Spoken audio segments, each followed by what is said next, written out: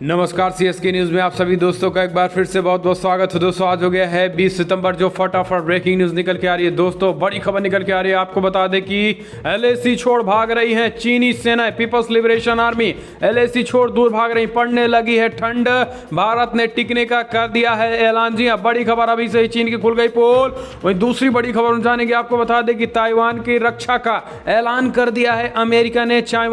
चीन को मुंह तोड़ जवाब देने के लिए क्वाड संगठन का लेगा मदद। जी हां, भारत, जापान और ऑस्ट्रेलिया आएंगे अमेरिका के साथ और ताइवान का साथ देंगे इनडायरेक्टली। ये बड़ी अपडेट निकल के आ रही है दोस्तों। तो भारत हुआ खड़ा ताइवान के साथ, चीन को देगा मुंह तोड़ जवाब। वहीं तीसरी बड़ी खबर जाने की आपको बता दें कि अरुणाचल सीमा पर 6 विवादित इलाके में चीन ने बढ़ाई हरकत, भारतीय सेनाओं ने झोंकी पूरी ताकत, हाई अलर्ट घोषित कर दिया गया अरुणाचल प्रदेश में। तो अरुणाचल प्रदेश की जनता ने बड़ी बगावत कर दी है चीन को लेकर। जी हाँ, चीन को मुंहतोड़ जवाब देने के लिए जानेंगे क्या कुछ अरुणाचल की जनता ने ऐलान किया है।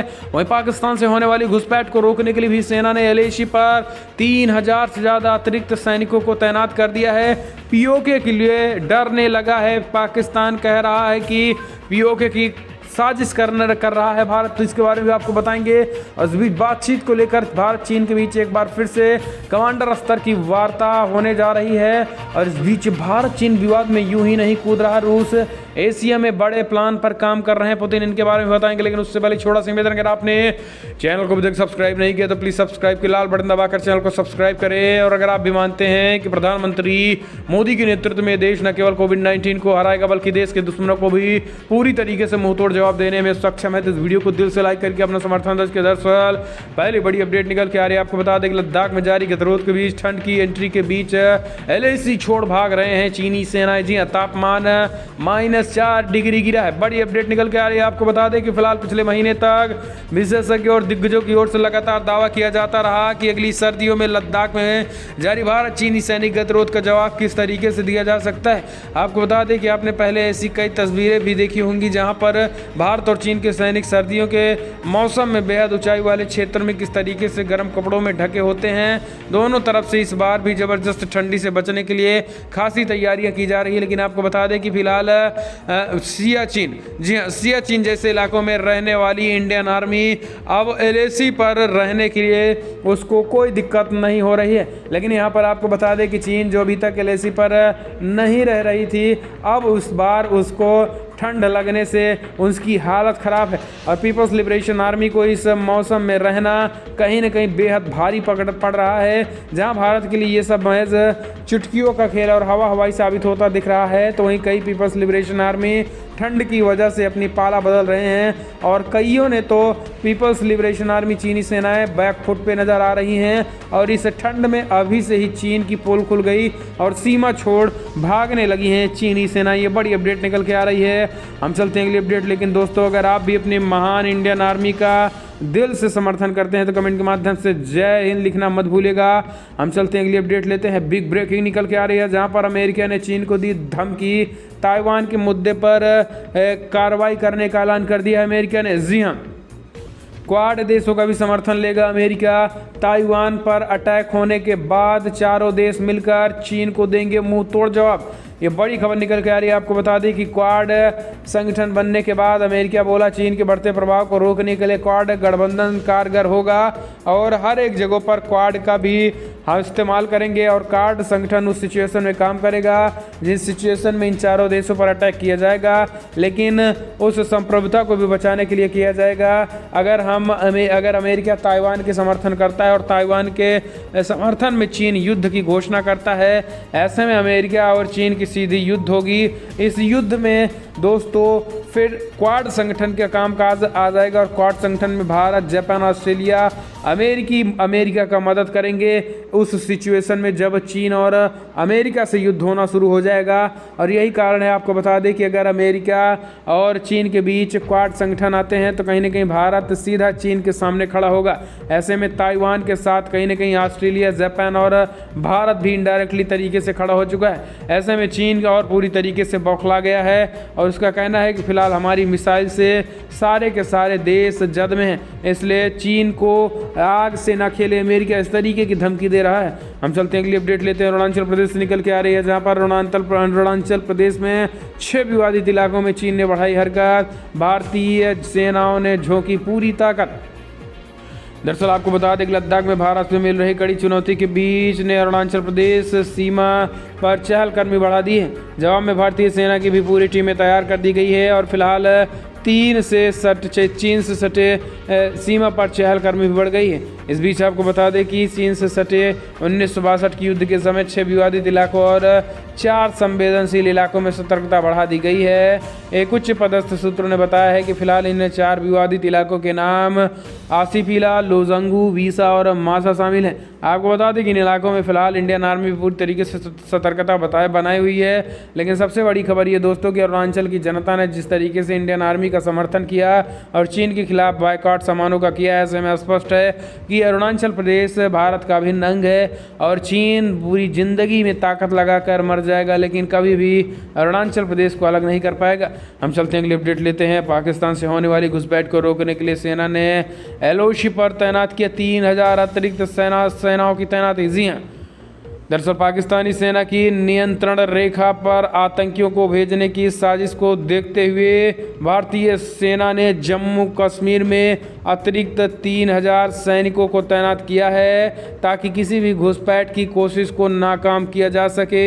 एक प्रमुख सूत्रों ने एएनआई को बताया है कि घुसपैठ को प्लग करने के लिए एलओसी पर एक अतिरिक्त ब्रिगेड तैनात की गई है और इस कदम के अच्छे परिणाम भी आए हैं। सूत्रों ने बताया है कि एलओसी पर तैनात अतिरिक्त जवान लगभग सभी बड़े घुसपैठों के प्रयासों को नाकाम करने में सफल रहे हैं, क्योंकि अक्टूबर-नवंबर में भारी बर्फबारी के चलते घुसपैठ के सारे रास्ते बंद हो जाते हैं, इसलिए आतंकी इससे पहले घुसपैठ के भारी प्रयास करते रहे। तो ये बड़ी अपडेट निकल के आ रही है। हम चलते हैं अगली बड़ी खबर। आपको बता दें कि इंडिया चाइना स्टैंड ऑफ के बीच सरकार ने लद्दाख में हालात की समीक्षा की। चीन के साथ फिर से कोर कमांडर स्तर की वार्ता होने जा रही है। दरअसल सरकार ने पूर्वी लद्दाख में भारत द्वारा जारी अभियान की तैयारियों सहित क्षेत्रों में संपूर्ण स्थिति की शुक्रवार को व्यापक समीक्षा की है। सरकारी अधिकारियों ने बताया है कि चीनी सेना ने लगातार आक्रामक रुख अपनाए रखने के और क्षेत्रों में भारतीय सैनिकों को फिर से डराने की कोशिश किए जाने के मद्देनजर ये बैठक की गई है। सूत्रों ने बताया है कि उच्च अधिकारी प्राप्त चाइना स्टडी ग्रुप के करीब 90 मिनट चली बैठक में रक्षा मंत्री राजनाथ सिंह, राष्ट्रीय सुरक्षा सलाहकार अजीत डोभाल, प्रमुख रक्षा अध्यक्ष जनरल बिपिन रावत और तीनों सेनाओं के प्रमुखों ने अरुणाचल प्रदेश और सिक्किम सेक्टरों समेत करीब 3500 किलोमीटर लंबी वास्तविक नियंत्रण रेखा के पास सतर्कता और बढ़ाए जाने पर विचार किया है। आपको बता दें कि उन्होंने बताया है कि थल सेना प्रमुख जनरल नरवणे ने बैठक में प्योंगयांग झील के उत्तर एवं दक्षिणी किनारे पर भारतीय एवं चीनी बलों के ऊपर आमने सामने होने के संबंध में जानकारी दी। हम चलते हैं अगली अपडेट लेते हैं। आपको बता दें कि भारत चीन विवाद में यूं ही नहीं कूदा रूस, एशिया में बड़े प्लान पर काम कर रहा है पुतिन। दरअसल आपको बता दें कि भारत और चीन के बीच जारी विवाद में रूस की एंट्री से सियासी पंडित भी अपने अचंभे में हैं। इस विवाद में लेकर अमेरिका से ज़्यादा रूस ने अपनी सक्रियता दिखाई है। शंघाई सहयोग संगठन की बैठक में दौरान रूस की इस महत्वाकांक्षी से भी पर्दा भी उठ गया है। जब भारत और चीन के विदेश मंत्री बॉर्डर पर शांति को समझौते करने के लिए सहमत हुए तो रूसी विदेश मंत्री सर्गेई लावरोव ने इसका क्रेडिट लिया और उन्होंने कहा था कि मॉस्को ने चीन और भारत को एक मंच प्रदान किया है जिसका उद्देश्य सीमा पर शांति को स्थापित करना है। साउथ चाइना मॉर्निंग पोस्ट की एक रिपोर्ट के अनुसार विशेषज्ञों को अब भी संदेह है कि मॉस्को में हुए शांति समझौते वास्तव में कितनी देर तक टिका रहेगा, जबकि दोनों देशों के हजारों की संख्या में सैनिक एक दूसरे की फायरिंग रेंज में हैं। वहीं आपको बता दें कि विशेषज्ञ रूस में इस कदम को दक्षिणी एशिया में अपनी उपस्थिति को एक और मजबूत के रूप में देख रहे हैं।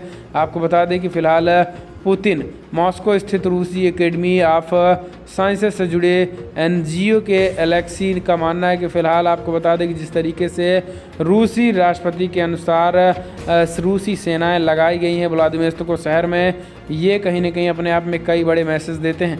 हम चलते हैं अगली अपडेट लेते हैं। बड़ी खबर निकल के आ रही है। आपको बता दें जिस तरीके से आप चीन से बातचीत कर रहे हैं वैसे ही और भी पड़ोसियों से करे बात। फारूक अब्दुल्ला ने पाकिस्तान से बातचीत करने की वकालत की। संसद में पहुंचे फारूक अब्दुल्ला। जी हाँ, जम्मू कश्मीर के पूर्व मुख्यमंत्री और लोकसभा सांसद फारूक अब्दुल्ला ने संसद में शनिवार को जम्मू कश्मीर और पड़ोसी देशों से संबंध को लेकर सरकार को घेरा।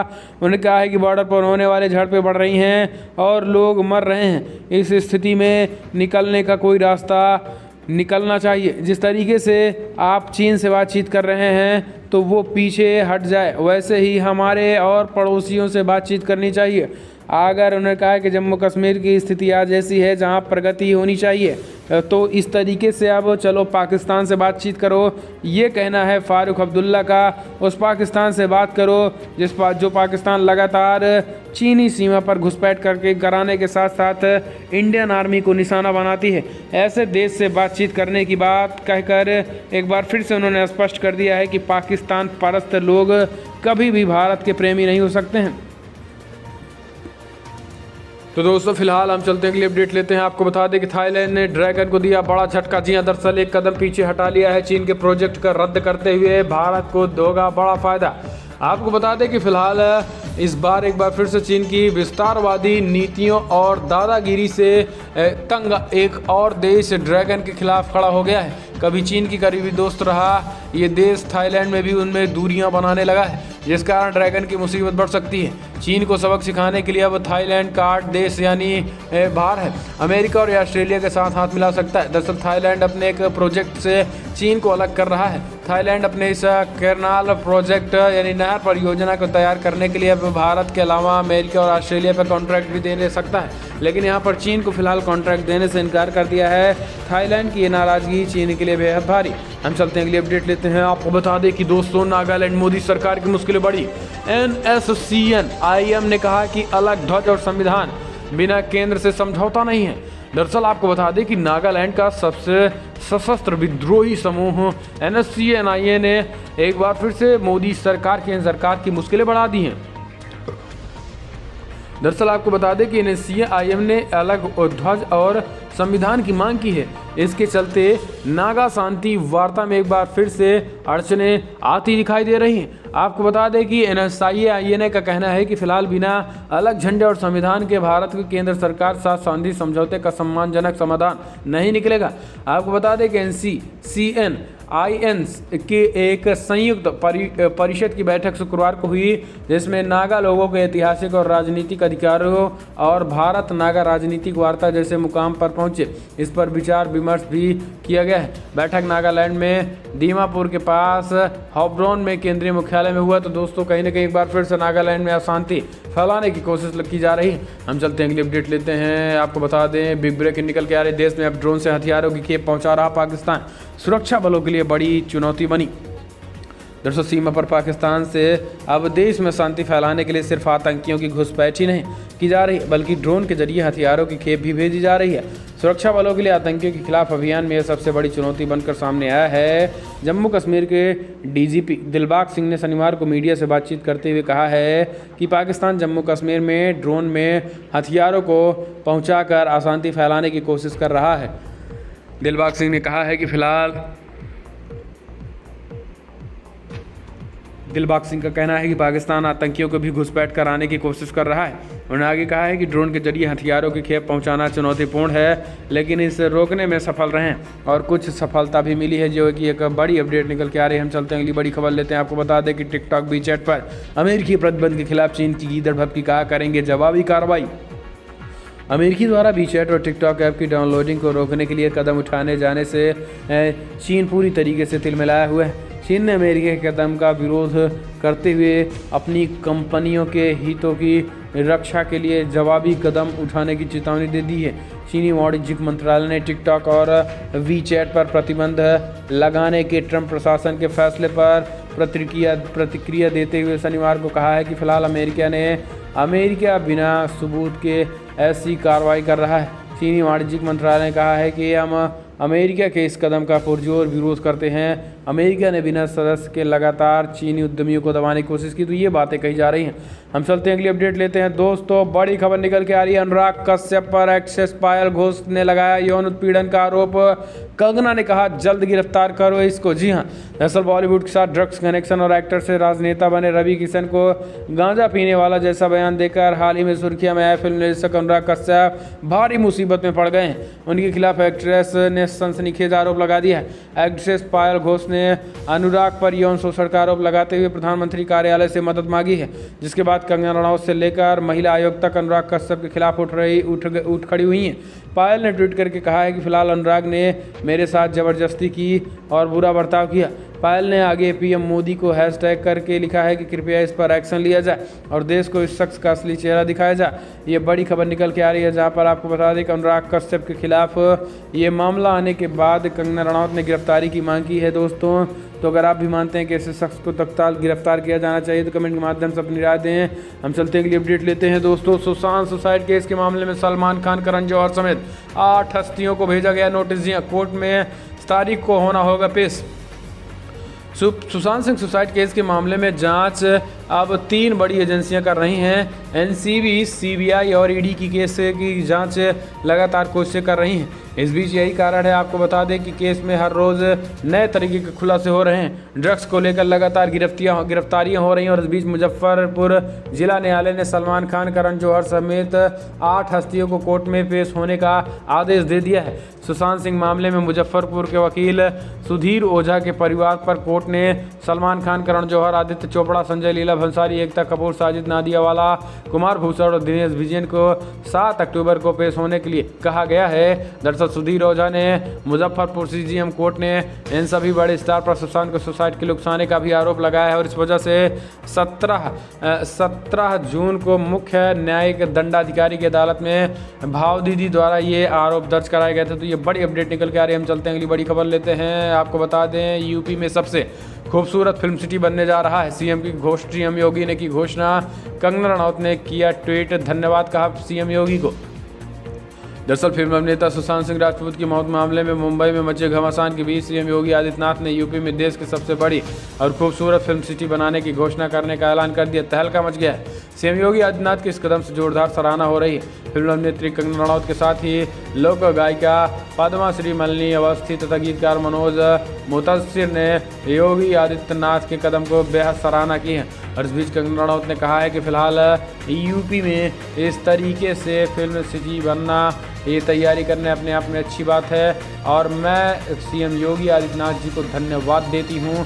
भारत में सर्वश्रेष्ठ फिल्म उद्योग, फिल्म इंडस्ट्रीज हिंदी फिल्म है, लेकिन तेलुगु फिल्म उद्योग भी शीर्ष स्थान पर पहुँच रही है। ऐसे में हमें किसी भी इंडस्ट्रीज को कमज़ोर नहीं समझना चाहिए। हम चलते हैं अगली अपडेट लेते हैं। लव जिहाद और धर्मांतरण की घटनाएं तेजी से बढ़ रही हैं। ज़्यादातर पीड़ित हिंदू समाज से। मोहसिन रजा ने दिया बड़ा बयान। जी हाँ, आपको बता दें कि पूर्व यूपी मंत्री मोहसिन रजा ने कहा है कि लव जिहाद और धर्मांतरण को लेकर काफ़ी तेज़ी से घटनाएं बढ़ रही हैं। वेस्टर्न यूपी कानपुर से लेकर काफ़ी ज़्यादा शिकायतें आई हैं।